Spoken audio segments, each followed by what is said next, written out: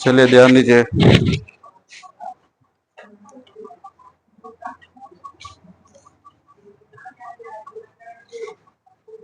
आज हम लोग जीव विज्ञान पढ़ रहे हैं, चैप्टर नंबर 3, जीवों में विविधता में हम लोग पढ़ रहे हैं एनिमिलिया संघ के संघ नंबर कितना 8, 1 से 7 तक हम लोग पढ़ लिए। आज हम लोग संघ 8 पढ़ रहे हैं। कल हम लोग सबसे इम्पोर्टेंट संघ पढ़े थे कौन, ऑर्थ्रोपोडा। ऑर्थ्रोपोडा जिसमें जितना भी जंतु है उसमें कितना प्रतिशत था, 75%। कितना प्रतिशत?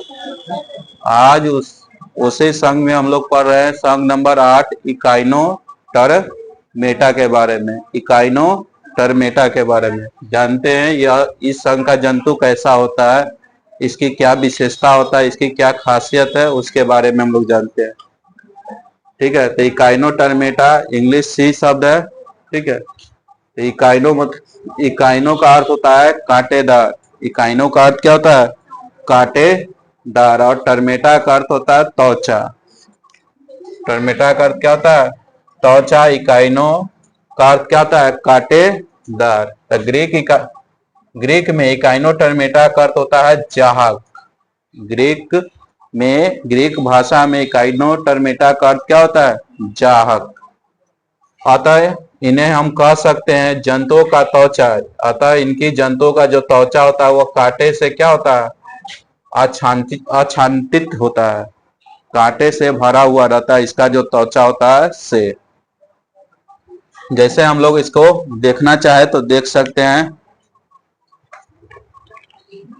देखिए आपके बुक में यहाँ पर इकाइनोटर्मेटा के जंतु सब इसमें देख रहे हैं। इसके शरीर पर यह सब क्या, यह कांटे से भरा हुआ है। यह किससे भरा हुआ है?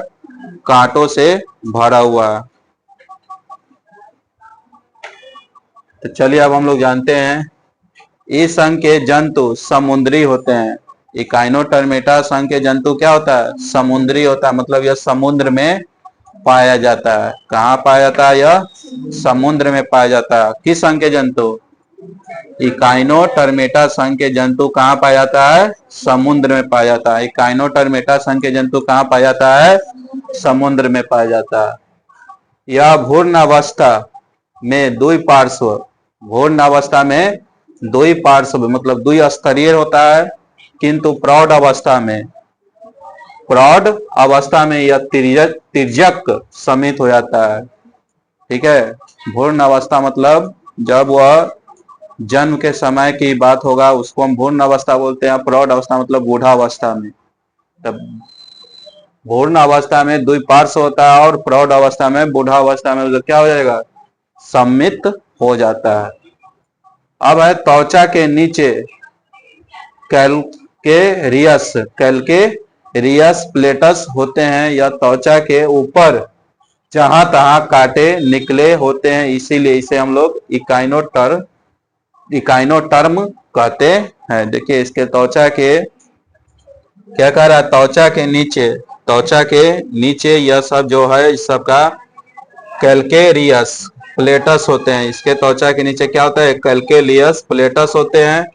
त्वचा के ऊपर जहां तहां, त्वचा के ऊपर देखिए इसके त्वचा के ऊपर जहां तहां क्या होता है? कांटे निकले होते हैं। कांटा निकला हुआ है सबके। देखिए इसमें भी कांटा निकला हुआ है, इसमें भी कांटा, इसमें भी कांटा निकला हुआ है। इसलिए इन्हें हम लोग क्या बोलते हैं? इकाइनोटर्म कहते हैं। इसलिए इसे क्या कहते हैं? इकाइनोटर्म कहते हैं। अब इसका आगे हम विशेषता पढ़ रहे हैं। इस देह गुहा विकसित होती है। इसका देह गुहा क्या होता है? विकसित होता है। इसका देह गुहा क्या होता है? विकसित होता है। ये एक लिंगी होते हैं। एक लिंगी होते हैं। एक लिंगी मतलब यह मादा का भी भाग अलग होगा और नर का भी भाग अलग होगा।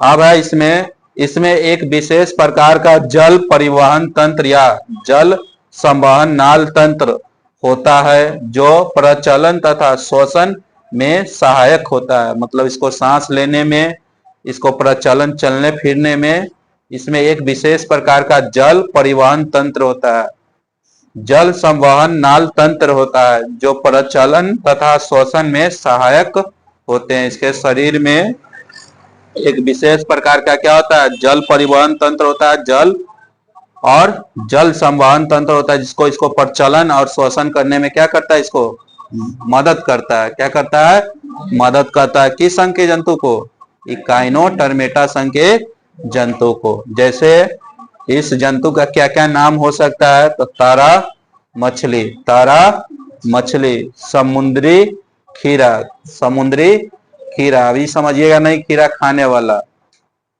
वो खीरा खाने वाला होता है। ये समुद्री खीरा क्या है, आपका जंतु है। वो दो को खीरा होता है, वो छोटा छोटा है, वो क्या होता है, बड़ा बड़ा। उसको क्या बोलते हैं, खीरा की ककड़ी बोलते हैं, उसको ककड़ी ना बोलते हैं।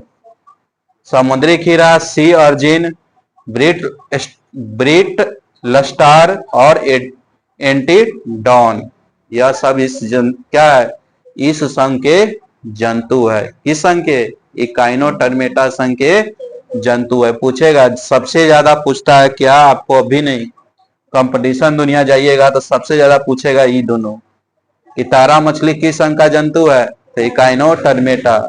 समुद्री खीरा किस संघ का जंतु है, इकाइनोटर्मेटा। ठीक है ना, तो इसको याद करके रखिएगा, तारा मछली और समुद्री खीरा। तारा मछली और समुद्री खीरा किस संघ का जंतु है, तो इकाइनोटर्मेटा संघ का जंतु है। अब हम लोग चलते हैं संघ 4, प्रोटोकार्टेटा। संघ 9, संघ कितना, 9, प्रोटोकार्टेटा। इसका इंग्लिश में भी नाम वही है, प्रोटोकार्टेटा। अब इसका हम लोग विशेषता के बारे में जानते हैं। क्या चीज के बारे में, ये द्विपार्श्व सममित और टिप्रोब्लास्टिक होते हैं, मतलब यह भी 2 स्तरीय होता है और 3 स्तरीय भी होता है।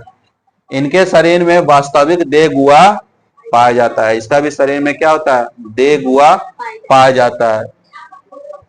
जोड़े क्लोम छिद्र या गिल्स छिद्र ग्रसनी में यह खुलता है। यह जोड़े क्लोम या गिल छिद्र में ग्रसने में यह खुलता है। इस संघ के जंतुओं में नोटोकाट उपस्थित होता है। नोटोकाट लचीली छड़ के समान होता है। अब देखिए, इस संघ के जो जंतु होता है, कौन संघ के, आप प्रोटोकार्टेटा संघ के, यह इसको क्या कह रहा है, इस संघ के जंतु में नोटोकाट उपस्थित होता है। नोटोकाट एक लचीली छड़ के समान होता है। देखिए, यह एक लचीली छड़ के समान, लचीला जैसन ऐसा छड़ जैसन बना हुआ है। यही इस संघ का क्या है, जंतु है। किस संघ का, प्रोटोकार्टेटा संघ का। किस संघ का, प्रोटोकार्टेटा संघ का। अब चलिए हम लोग इस संघ के उपसंघ हेमिकार्टेटा को नोटोकार्टेटा उपस्थित होता है, परंतु तंत्रिका रंजु उपस्थित होता है। तंत्रिका रंजु शरीर के अग्र भाग तक ही सीमित रहता है। तंत्रिका रंजु जो होता है शरीर के अग्र भाग तक ही सीमित रहता है। आगे अग्र भाग मतलब आगे वाले भाग तक ही सीमित रहता है। एग्जाम्पल में बेलोनोग्लोसस, एम्फीबी ऑक्सस। किस संघ का जंतु है, प्रोटोकार्टेटा। तो चलिए, हम लोग आपको कल पढ़ाए थे 2 संघ, एक मोलास्का और एक ऑर्थोपोडा पढ़ाए थे ना। तो बतलाइए, तिलचट्टा किस संघ का है, तिलचट्टा ऑर्थोपोडा, झींगा ऑर्थोपोडा, झींगा ऑर्थोपोडा। यह किस संघ का था, ऑर्थोपोडा का। और मोलास्का का क्या था, आपको सीप था, घोंगा था, सीपिया था, यही था ना, सीप, घोंगा और सीपिया। किस संघ का था, मोलास्का। तिलचट्टा, झींगा, यह सब किस संघ का था, ऑर्थोपोडा। यह दोनों याद रखिएगा। आज हम लोग पढ़े तारा मछली और समुद्री खीरा किस संघ का है, इकाइनोटर्मेटा संघ का। इस संघ कम पूछता है, आपको पूछता है ऑर्थोपोडा याद रखिए, मोलास्का याद रखिए और इकाइनोटर्मेटा याद रखिए। इस संघ का जंतु बार बार पूछता है आपको, आज नहीं जब तक कंपटीशन की तैयारी कीजिएगा नौकरी उकरी की, तो इस संघ का जंतु पूछता रहता है। तो याद अभी रहेगा तो उस समय याद करना थोड़ा आसान रहेगा, नहीं तो इसी चीज को दोबारा आपको पढ़ना फिर पड़ेगा, रटना पड़ेगा। इसको याद करके घर से आइएगा।